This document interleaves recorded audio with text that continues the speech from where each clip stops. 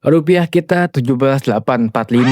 IHSG kita itu seperti tanjakan Semeru yang menukik tajam ke bawah. Gue yakin lo sudah mulai kehilangan harapan. Tapi di sini, di video ini, gue akan ngasih harapan ke lo agar masa depan lo terlihat cerah lagi. Karena di video kali ini, gue akan ngasih tips gimana caranya dapat kerja remote bergaji dolar. Oke, sebelum kita lanjut, gue pengen ngasih tahu kepada lo semua, jangan lupa untuk subscribe channelnya Halotek Academy. Hal yang simple sekali, tapi ini sangat berarti buat kita karena subscriber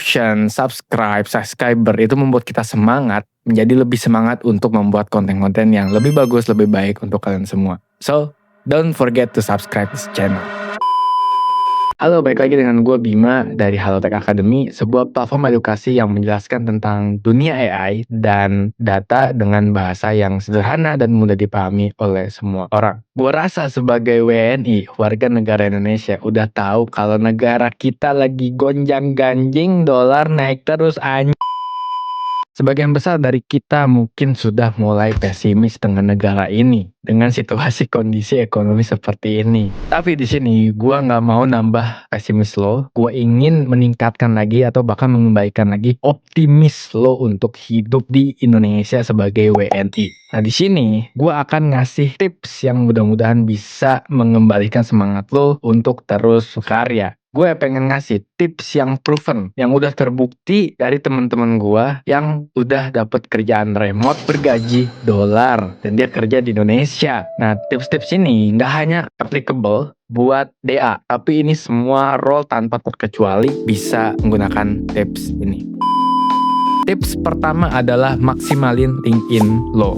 Nah, maksimalin di sini itu maksudnya adalah lo harus taruh portofolio sebanyak-banyaknya di LinkedIn. Bikin sebuah post atau artikel di LinkedIn yang menunjukkan bahwa lo itu punya skill, punya capabilities di bidang yang lo geluti. Di sini tujuannya adalah untuk personal branding. Nah, personal branding itu adalah memberi tahu dunia siapa diri kita sehingga kita mendapatkan kesempatan-kesempatan yang kita inginkan. Tuh inti dari personal branding. Tips nomor 2 adalah update CV dan sesuaikan dengan requirements kerjaan remote yang lu incer. Ingat, CV adalah salah satu bentuk personal branding tertulis ke hiring manager di perusahaan tujuan lo. Kalau CV lo bagus dan sangat memenuhi semua kriteria, maka it highly likely lo akan dipanggil interview. Jadi CV lo itu lolos screening dan akan dilanjut ke interview. Banyak ya tips-tips CV, tapi sini gue nggak akan ngejelasin tips membuat CV. Kita nanti jelasin di video lain. Tapi di sini adalah update CV lo sesuai dengan requirement di perusahaan target lo. Hal yang harus diperhatikan adalah pertama bahasa, skill, dan kesesuaian histori pekerjaan. Jangan lupa, jangan sampai CV lo pekerjaannya menuntut requirement A tapi CV lo isinya requirement B. Itu nggak match, nggak cocok. Jadi itu bisa aja lo ketendang pas lagi CV screening. So, sesuaikan dengan requirement, histori pekerjaan, skill, dan tentu saja bahasa. Kalau pakai bahasa Inggris ya bahasa Inggris. Kalau bahasa Spanyol ya bahasa Spanyol kalau bisa bahasa Spanyol. Tapi terutama bahasa Inggris. Oke? Tips ketiga setelah update CV adalah apply sebanyak-banyaknya kerjaan remote yang ada di LinkedIn atau platform lain. Nah, di dunia statistik, kalau kita nggak bisa ningkatin chance kita untuk mendapatkan sesuatu itu, maka cara lainnya adalah menggunakan kuantitas. Misalnya chance lu 0,01%, kan kecil banget ya. Tapi kalau lempar lamaran 10.000 lamaran, maka at least ada satu yang kena. Dan satu yang kena itu udah cukup buat lo mendapatkan kerjaan yang lo inginkan. Tapi gua rasa ketika tips 1 sama 2 tadi lo udah aplikasikan, chance lo itu akan naik. Gua yakin akan di atas 1%. So itu udah gede banget ya. Nah, di sini gua ada rekomendasi portal untuk apply kerjaan remote selain LinkedIn, yaitu ada UN Jobs, ada DevJobs, ada Impactful, ada DevX, dan tentu saja ada LinkedIn. biasanya di platform tersebut lowongan-lowongan yang menawarkan kerja remote itu tertulis eksplisit remote atau hybrid gitu. Pokoknya tertulis ini bisa remote atau hybrid. Jadi nggak kayak lu mengira-ngira apakah ini bisa remote atau hybrid. Atau kalau onsite juga nanti tertulis onsite, itu harus onsite, tidak bisa remote gitu. Jadi lu bisa menggunakan platform-platform yang tadi yang gue sebutin itu untuk mencari kerjaan remote dan lihat statusnya, lihat apakah tertulis remote atau tidak. Nah, yang lebih serunya lagi ternyata ada beberapa lowongan yang terbuka khusus untuk WNI bro. Jadi saya ngomong cuma WNI, bukan seluruh warga dunia. Ya banyak sih, tapi ya lebih kecil daripada lu harus melawan seluruh orang-orang jenius di dunia. Gila, chance lu makin gede lagi dong. So, good luck. Tips keempat adalah, ini tips untuk orang-orang yang serius pengen kerja remote, pengen dapat kerja remote. Tips keempat ini adalah kirim email ke hiring manager di perusahaan target lo.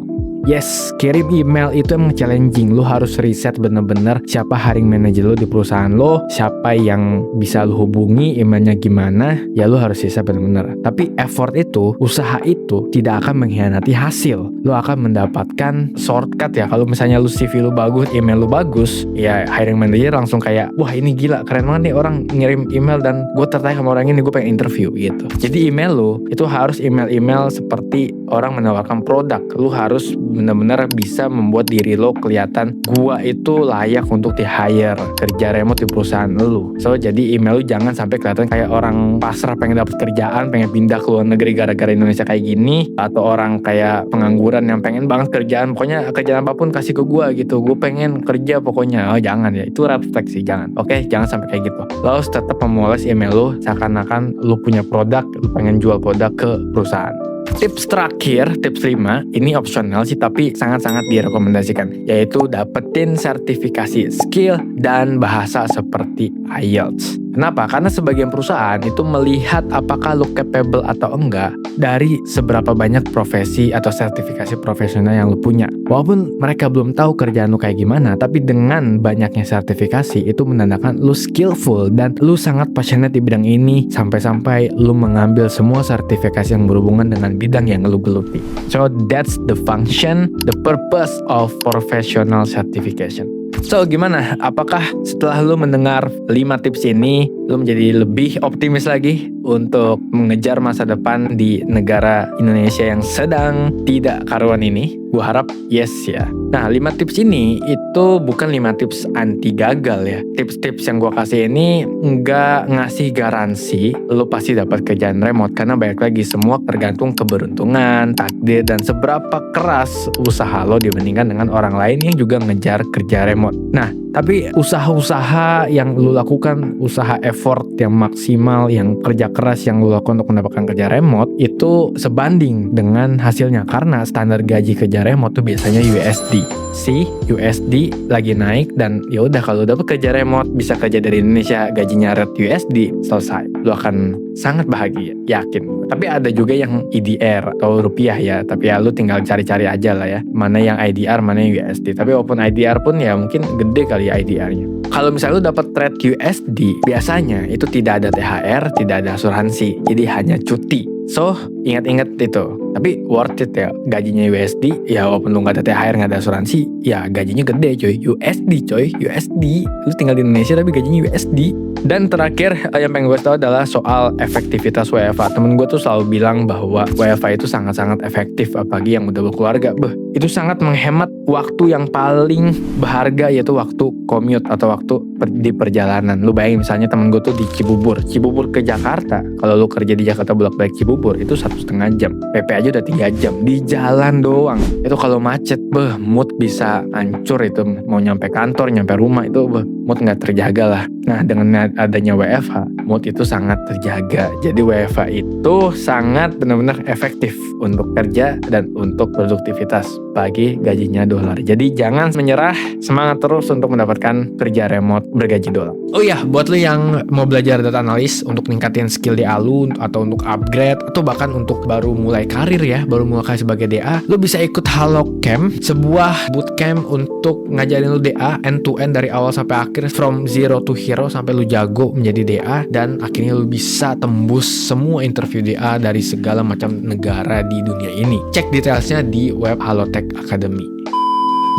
That's all from me. Menurut teman-teman setia Halotek, gimana tips-tips ini? Apakah membantu teman-teman untuk menjadi lebih semangat lagi? Atau buat teman-teman setia Halotek yang udah pernah dapat kerjaan remote atau sedang kerjaan remote, apakah tips-tips ini itu beneran ampuh dan terbukti juga, dan teman-teman ngerasain juga bahwa tips-tips ini emang benar-benar real, proven, dan bisa dapetin kerjaan remote? Atau ada tips lain selain 5 tips yang gue kasih? Dan buat lu yang sedang atau akan mencari kerjaan remote juga, komen di kolom komentar, kita discuss apa struggle lu untuk mendapatkan kerjaan remote, biar nanti kita discuss untuk mendapatkan solusinya dengan teman-teman penonton setia Halotek lainnya. So, don't forget, let's comment on this video and we'll discuss it together.